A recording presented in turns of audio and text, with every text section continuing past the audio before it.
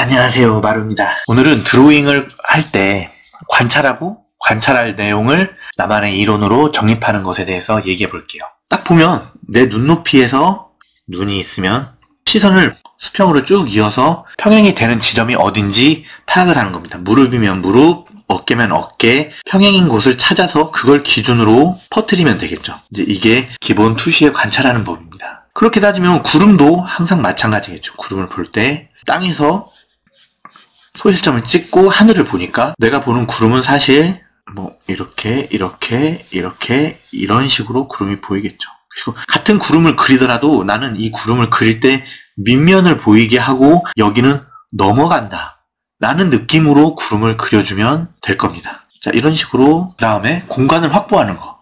공간을 확보할 때는 사물이 가장 넓은 곳이 어딘지 파악을 한 후에 그것과 그것의 거리를 조절해주고 배치하는 겁니다. 나무를 그릴 때 보통 이런 동그란 나무를 그리면 이제 우리 드로잉 연습을 할 때는 가장 넓은 부분을 이 정도라고 생각하고 밑에 확보해서 그 다음 나무를 그릴 때 이 공간에서 그릴 줄 알아야 됩니다. 이 덩어리가 확보가 돼 있죠.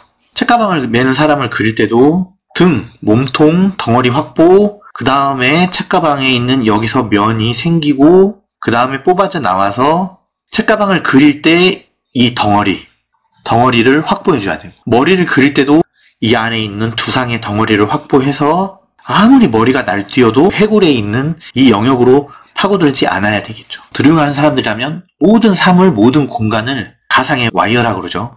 이 와이어로 흐름을 그릴 수가 있어야 돼요. 이제 사람 같은 경우도 더 내려가고 이렇게 다리가 이렇게 되면 이렇게 이런 식으로 그릴 수가 있어야 됩니다. 승모, 쇄골, 가슴, 그 다음에 정거, 외복사근 타고 내려오는 이런 것까지 사물을 볼 때라든지 뭘 볼 때 이런 식으로 구현해낼 수가 있어야 돼요. 이거를 어떻게 보면 내 그림, 내 결과물을 책임지는 습관입니다. 와이어로 뭘 그려서 덩어리가 확보가 이렇게 계란을 그렸어. 계란을 그렸는데 이 계란의 넓이를 여기죠.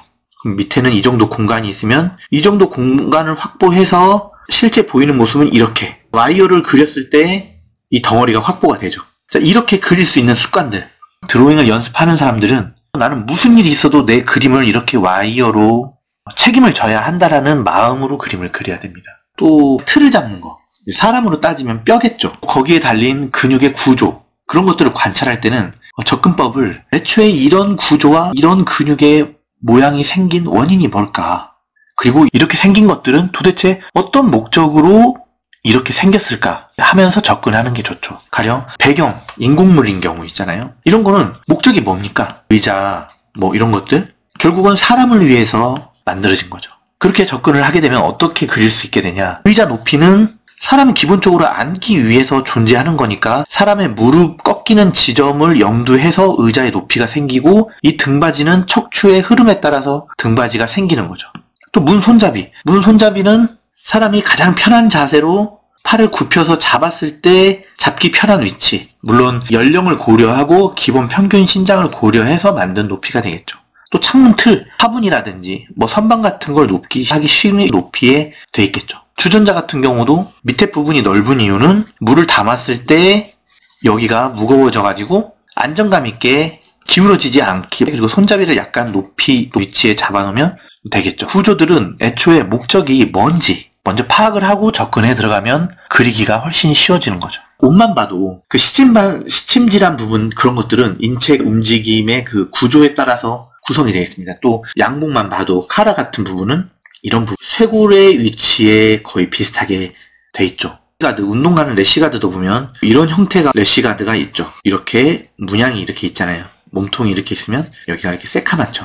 여기 이렇게 있으면 여기 하얗고. 그래서 이런 것들은 뭐냐? 사람과 밀접한 관계가 있는 그런 것들 구조를 어느 정도 파악하면 역으로 그걸로 인체를 이해하기가 쉽고 또 인체를 이해하면 그 인체와 밀접한 관계에 있는 사물들도 그리기 쉽습니다. 자, 그렇게 하면 인체의 틀은 뼈죠. 뼈는 목적이 뭘까요?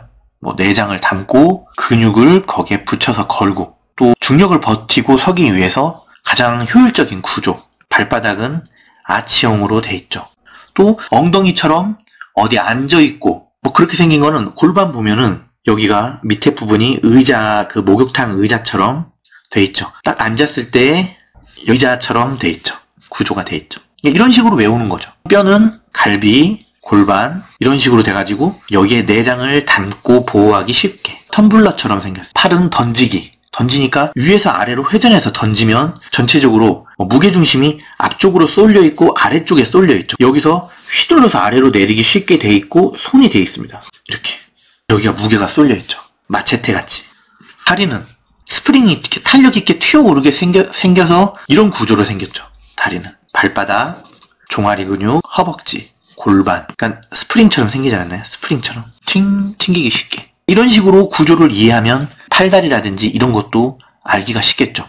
아니 뼈가 프레임이 이렇게 생겼으면 결국 이 목표가 같으니까 근육도 이와 유사하게 돼 있겠죠. 비틀려서 힘을 내기 가장 팔 쪽은 근육이 꽈져 있다거나 나중에 이제 간단하게 설명을 할 텐데요. 관련된 사람 뼈도 언제나 효율을 내기 위해서 한쪽이 이렇게 생겼으면 다른 한쪽은 약간 더 뭉툭하고 두꺼운 형태로 무게가 치우쳐져 있습니다. 힘이 더 잘 실리게 하기 위해서. 이런 구조로 뼈를 이해하시면 조금 더 뼈답게 그릴 수가 있죠. 사람의 운동 능력의 근본은 회전, 무게중심입니다. 회전, 몸통을 틀어. 내가 이쪽 주먹을 잘 던지고 휘두르려면 어디가 힘이 강해야 되냐면 이쪽으로 휘두르는 근육이 아니라 이쪽으로 뒤로 몸을 돌리는 근육이죠. 그리고 잘 돌렸으면 여기를 지탱해야 되는 거죠. 그러니까 오른손으로 뭔가를 강하게 던지거나 전달하려면 왼쪽에 있는 등 근육이 강해야만 얘를 엄청난 힘으로 회전시킬 수 있고 그 회전의 힘이 전달되는 거죠. 그래서 펀치를 세게 한다, 아니면 펀치를 센 그림을 그리고 싶다면 당기는 이쪽 강하게 그려주는 것도 더 좋은 그림을 그리기 위한 포인트가 될 수가 있습니다. 또 실제로 등 근육이 강한 사람이 펀치가 센 이유가 바로 이것 때문이죠.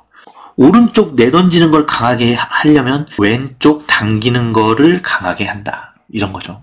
그래서 상체는 허리를 돌려서 던지는 구조로 접근을 하면 상체 근육을 좀 이해하기가 쉬워집니다. 그렇게 따지면 하체로부터 전체적인 근육의 흐름은 좌우로 지그재그로 가장 효율적인 구조로 돼 있고 인체 근육이라든지 전반적인 흐름을 이런 식으로 접근하면 인체 동세를 파악하기도 쉬워요. 이거는 이제 앞으로 제가 이제 본격적으로 포즈를 하나씩 그릴 때 제가 느낀 것들을 설명하면서 자세하게 얘기해 줄 테니까 이제 무슨 소리인지 몰라도 인체를 할 때 이런 식으로 생각을 하고 접근을 하는 거구나. 그런 정도만 들어줘도 좋죠. 그래서 인체 움직임의 대부분은 회전과 무게중심 그리고 그것들의 반복, 왕복, 반복, 작용, 반작용인데 이 모든 움직임의 핵심은 중앙에 있는 골반입니다. 인체 대부분의 움직임은 골반에서 시작되는 거죠. 걷는 거 예로 들어볼까요? 사람들이 걸을 때 맨 먼저 움직이는 게 뭐냐고 물어보면 대부분의 사람들은 왼발을 또는 오른발을 먼저 앞으로 내딛는 거라고 생각하기 쉬운데 사실은 거기서 한 번 더 생각해야 됩니다. 뭐냐면 왼발을 앞으로 내딛기 위해서는 골반을 오른쪽으로 움직여서 오른발에 무게중심을 실어서 왼발을 가볍게 한 후에 왼발을 들어서 내딛는 거죠. 모든 움직임의 기본은 대부분 그래서 골반입니다. 그게 무슨 말이냐. 드로잉하는 사람들은 특히 제스처 드로잉이나 액션 만화가들처럼 동세를 다루는 드로잉을 하려는 사람들은 인체에서 가장 먼저 보고 집중해서 관찰하고 계속 연습해야 되는 부분은 골반을 움직이게 하는 거죠.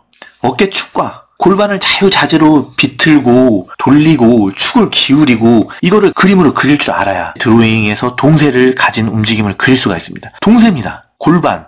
그래서 제가 저번에 피규어로 이렇게 만들어서 그리는 이유라 이게 뭐 때문에 그러냐면 운동 능력을 표현하려면 결국 승부는 골반 싸움이거든요. 어깨축과 골반이 어떻게 틀어지고 그거를 자연스럽게 그리고 운동감 있게 그리냐에 따라서 동세가 결정되는 겁니다. 그리고 이 골반으로 무게 중심까지 잡으니까요. 그거를 위해서 따로 이거를 연습하고 이게 이렇게 연습하는 걸 뭐라 그러죠? 토르소라 그러잖아요.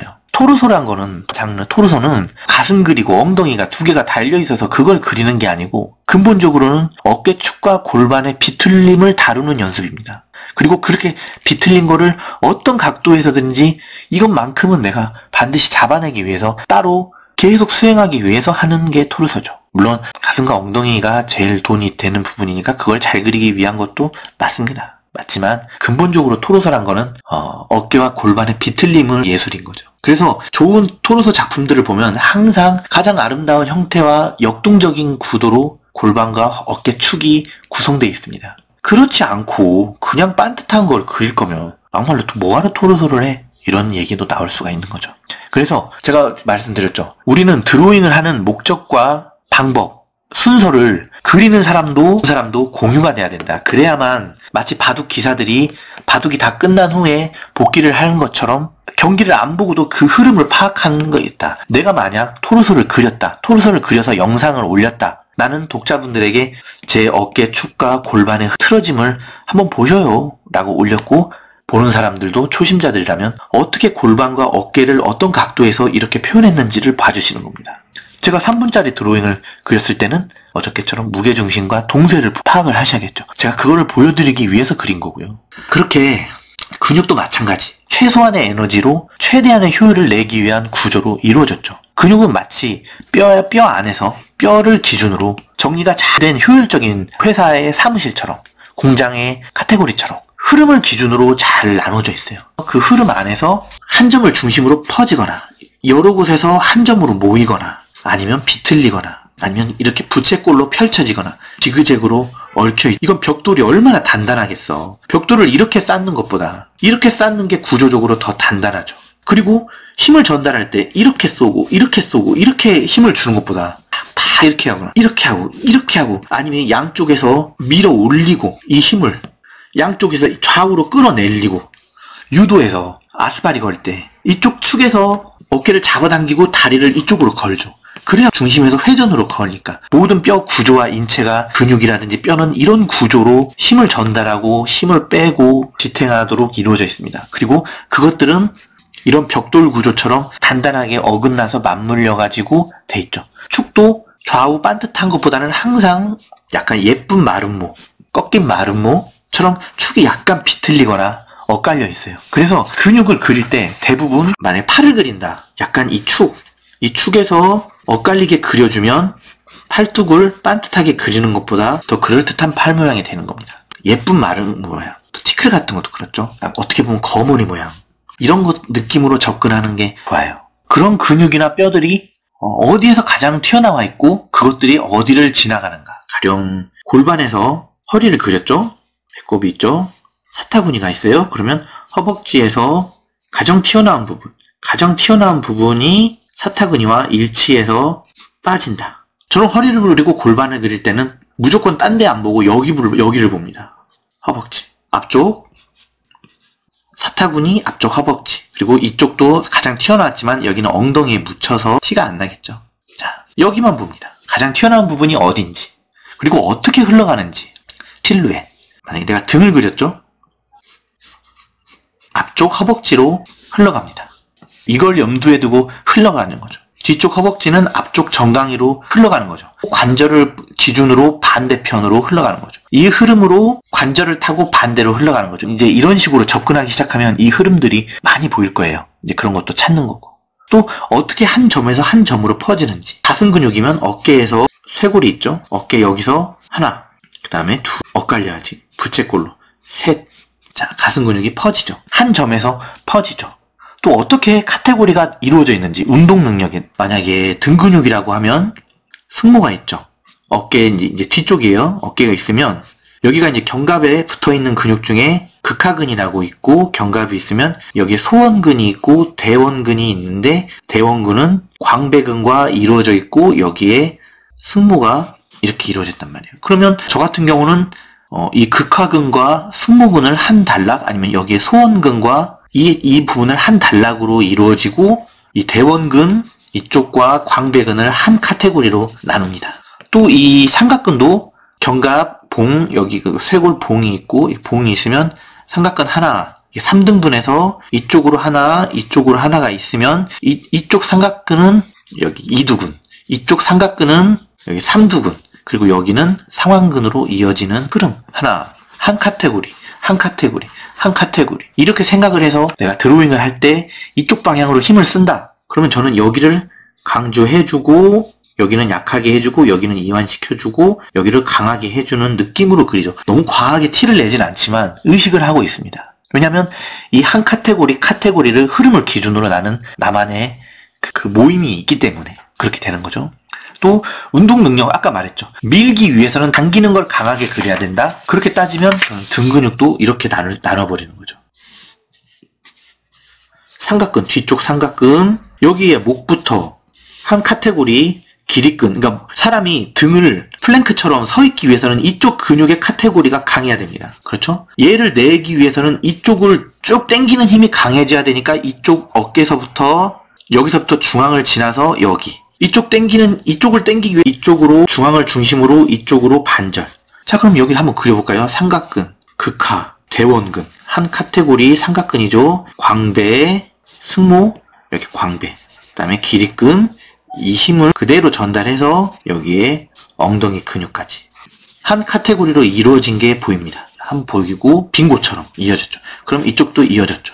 이런 식으로 접근을 하게 되는 거죠. 애초에 이런 카테고리로 근육을 먼저 구별해놓고 거기에 맞춰서 강조해서 그리면 내가 등에서 던졌다. 그리면 근육을 바로 그리기가 쉽고, 또 이거 카테고리를 알기 좋은 게 뭐냐면 여기에 교차되는 이런 포인트 점들이 있습니다. 이 점들을 만약에 내가 몸통을 그렸을 때 어떤 각도에서도 이 점을 중심으로 카테고리를 나눠서 그리면 그 안에 근육을 때려 박기만 해도 무리 없이 근육을 그릴 수가 있겠죠. 이런 식으로 그 흐름, 구조 파악을 하고 거기에 맞춰서 이것들을 그려나가는 거죠. 근데 이런 흐름들은 사실 애초에 존재하는데 공부를 안 했을 때는 안 보이는 것들이죠. 그러다가 항상 강조하는 선원고, 먼저 그림을 그리고 그 다음에 이제 그 그림이 안 그려졌을 때 보완할 때 이런 식으로 관찰해서 접근을 하면 이제 슬슬 이런 것들이 보이게 되거든요. 일정 수준 이상의 드로잉을 이제 그리게 되잖아요. 하나하나 쌓아 올라가서 일정 수준 이상의 드로잉이 되면 결국 그렇게 해서 단단하고 좋은 인체 드로잉은 이 이상의 영역이 이렇게 존재하지만 보이지 않는 흐름을 누가 더 느껴지게 그리냐의 싸움이 됩니다. 드로잉이란 거. 드로잉 고수들은 그리는 사람도 보는 사람도 이 흐름들을 보는 거죠. 보고 이 흐름들을 결국 눈에 보이는 건 사람만 그렸지만 그리는 사람, 보는 사람, 고수들은 이 사람을 그리기 위해서 뒤에 엄청나게 흘러가고 있는 이 인체의 흐름과 동세의 흐름을 파악하는 거죠. 마치 그 무린 고수가 그 상대방과 대치 상황에서 기를 느끼는 느낌이랄까요. 그래서 저는 그것들을 용과 호랑이의 싸움, 용과 호랑이의 기운이 이제 어깨에서 이렇게 무공에서 이렇게 기운이 이렇게 느껴지는 것처럼 용의 기운이라고 말하곤 합니다. 근육과 근육의 흐름, 무게중심, 동세의 무게중심, 그다음 그 실루엣들, 그리고 그 흘러가는 그 아까 대칭, 관절을 기준으로 대칭과 이어짐의 흐름, 그게 머리에서부터 발끝까지 아니면 세세하게 눈, 그 사이사이에 그 흐름들 위에 정리를 해서 내놓는 선, 그 싸움인 거죠. 그래서 핀터레스트 같은 거 보면 말이죠. 가끔 이제 고수들 그림을 보면 이런 느낌이 들어요. 이렇게 풀밭에서 노인이 이렇게 서 있는데 가볍게 서 있는 건데 알고 보니까 이 사람이 풀잎 위에 서 있는 거야. 그러니까 이렇게 그림을 보면은 뭐 이렇게 간단하게 그렸지만 여기 이게 만약에 이렇게 간단하게 그렸지만 얼굴과 목을 흘러가는 이 기운 아니면 이 흐름 이것들이 이제 느껴지는 그림들이 있단 말이에요. 그런 것들을 보면은 감탄이 나오죠. 이제 그런 것들을 이런 식으로 관찰하고 접근하면 이런 지식들이 쌓이고 그때서야 평소에 그림이 멋있고 예뻐서 따라 그렸는데 이상하게 잘 안 따라 그려진단 말이에요. 분명히 간단하게 그린 그림인데 이상해. 그런 건 뭐냐면 이 용의 기운을 아직 볼 줄 몰랐거나 이런 식으로 내공이 아직 안 쌓였기 때문이죠. 이제 나중에 이제 차츰차츰 이런 식으로 드로잉해서 관찰에 쌓이게 되면 이제 이런 것들이 슬슬 보이게 되면서 하면서 달리 보이는 그림들이 있을 겁니다. 가령 무한의 주인 같은 거 이제 보면은 진짜 용의 기운이 진짜 아무튼 그렇죠. 그래서 이런 것들을 관찰하고 얻어낸 것들을 암기할 때 어떻게 암기하느냐?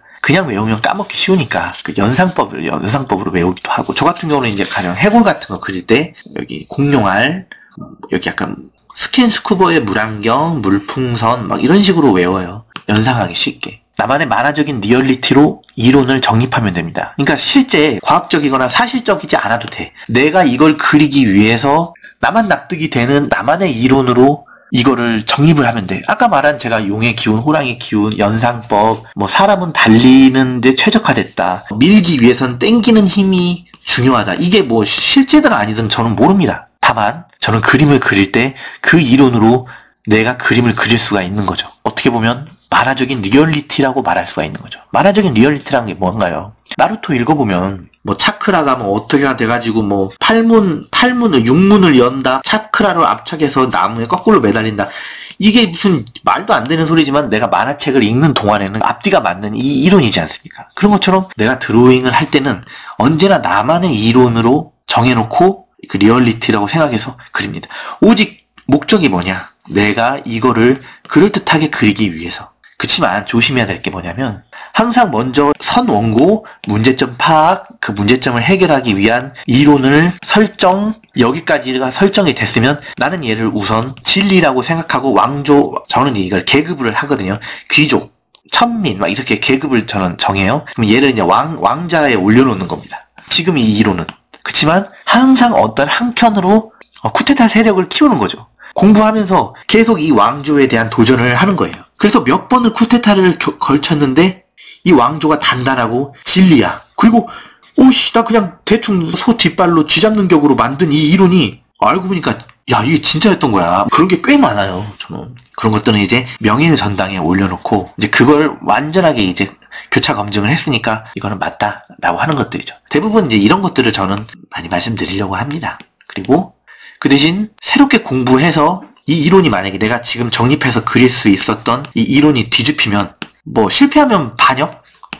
성공하면 혁명이죠. 이 혁명이 성공을 하면 그냥 그 전에 이론은 그냥 추억으로 남겨두거나 아니었네? 아니네? 하면 되는 거죠. 이 이론이 버려지더라도 나는 더 단단한 드로잉을 할 수가 있는 거죠. 그런 식으로 그거를 계속 먼저 그리고 안 그려지는 걸 파악해 관찰하고 원인을 분석하고 이거를 보완하기 위해서 이론을 만드는데 그 이론은 아까 제가 그동안 계속 주절됐던 그런 식으로 접근을 하는 거죠.